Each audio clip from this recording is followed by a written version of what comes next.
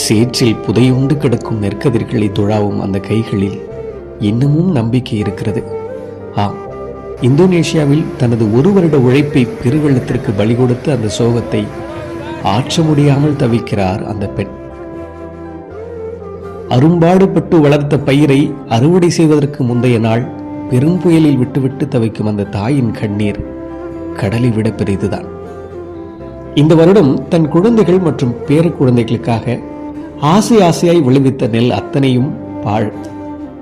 சேற்றில் புதையுண்டு கிடக்கும் நெல்மணிகளை பொறுக்கி எடுக்கிறார் அந்த பெண்மணி.